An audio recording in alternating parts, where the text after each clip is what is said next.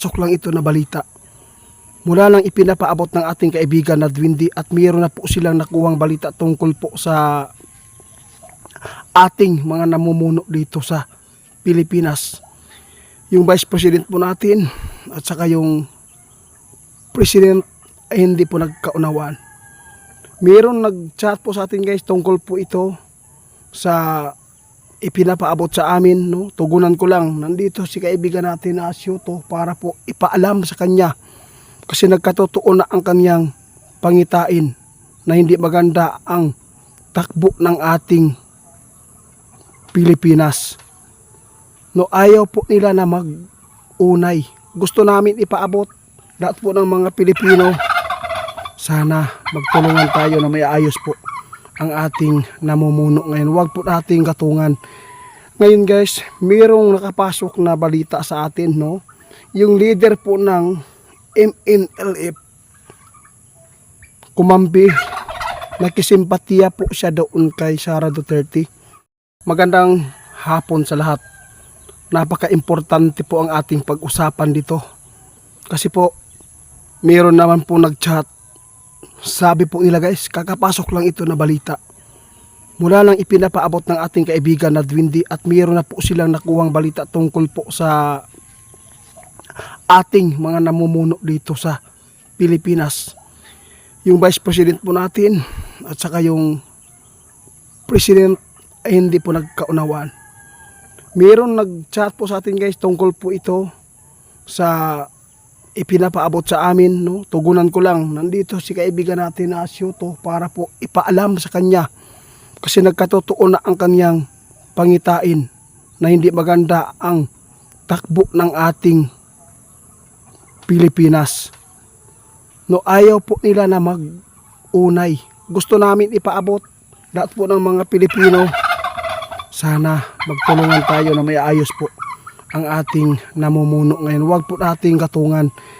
Ngayon guys, mayroong nakapasok na balita sa atin, no?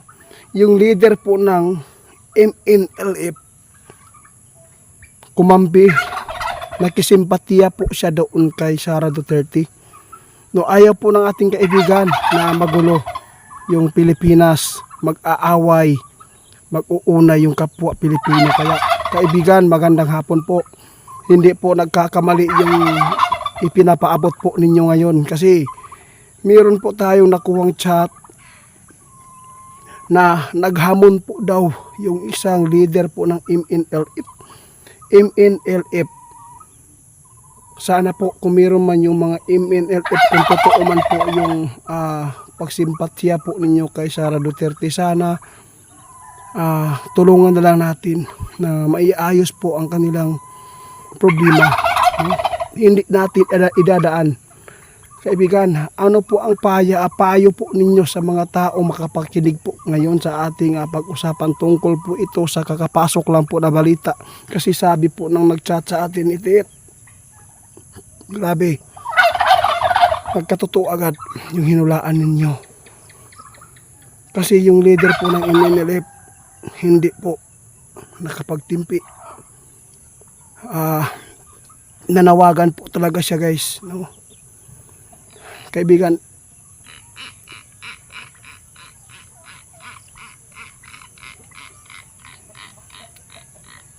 salamat po kaibigan. Guys, sa lahat po na makapanood, sabi po ni kaibigan, kung sino man ang nasa taas ngayon, na kung sino man yung ginakampihan po natin, huwag po natin gawin yan. Mas maigi ibalik natin sa normal yung ating namumuno na sila po ay magkaayos. Hindi natin po daw idaan sa madugong usapan, hamunan. Hindi po yan kasulbaran, dili na, hindi po yan solve po sa lahat, no? Makakadagdag lang po yan sa pride. Kaibigan, kasi po ang inaawayan po talaga iisa lang. Oo, dahil sa pira. Ang nakasakit lang sa tuwa, madamay ang mga nasa baba. Ang hirap sa tao, kurakot. Hindi ko po sasabihin sa inyo kung ano po talaga ang mga pangyayaring ito, kung sino po talaga yung nagsasabi ng totoo ha. Hindi po ito biro guys. Pati MNLF no, nagsalita na tungkol po sa nangyari po doon sa kay Sara Duterte no. Oo, totoo. Nanawagan si kaibigan po nating Duwende sa lahat po ng taga Mindanao. Alam ko ang inyong simpatya nasa ating Vice President din. Meron din pong mga taga Mindanao na kampi din po kay BBM. Ito ang ipapaabot ni kaibigan.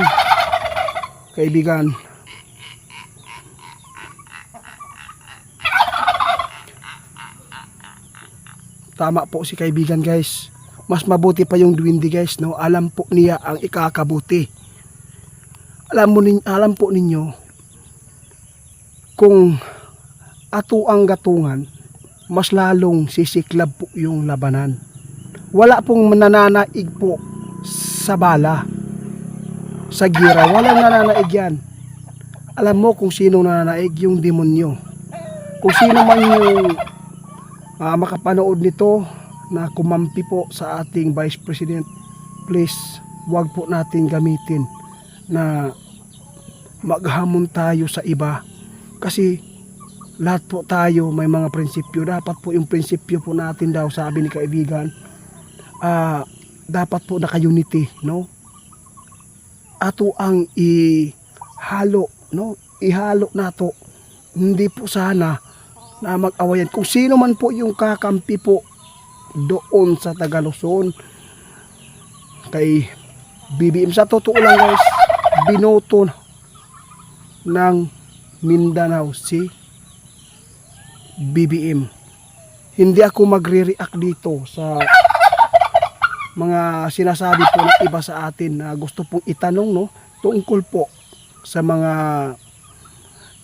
mula ng nanaig po si BBM sa pagka-president. Marami po siyang mga gisaad no, mga pangako.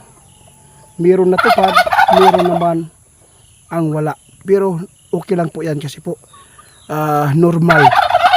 Kasi hindi naman po siya yung mga hawak po ng ganong mga ikakabuti sa mga Pilipino.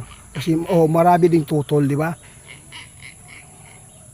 Sabi ni kaibigan, kung sino man po yung mga nagkampi po kay President, please wag po natin idaan sa hamunan ha. Kasi mahirap po na tayo ay magka-unay-unay mga Pilipino no. Ang dapat po na sana no, paghandaan po natin yung mga ibang bansa na tumuligsa sa sarili po nating mga karagatan, kalupaan no. Sila po dapat yung pagtuunan natin ng pansin, palakasin po natin yung yung pagkahiusa sa atong Pilipino. Kasi kakapasok lang talaga kaibigan no. Natakot po yung mga tao ngayon na nakapanood sa video mo dahil po sa totoo lang. Kasi mayroon nag-chat kaagad sa atin no. Kasi yung leader po daw ng MNLF naghamon kasi baka daw akalain po daw ng taga Luzon na wala na pong kakampi si Sara. Baka daw isipin daw nila at saka kinukuhaan po daw ng kapangyarihan yung Vice President. Hindi naman, no, hindi pa naman. Kasi mahirap po guys no, na maglalabanan po yung kapwa Pilipino. Sayang, kayo po dapat yung mga nasa taas at saka yung nasa baba, kayo po ang tinitingnan namin na kayo po ang inidolo po ng mga Pilipino, ng mga taong bayan, na kayo nga ang aming pinili dahil po alam namin na kaya po ninyo na dalhin po yung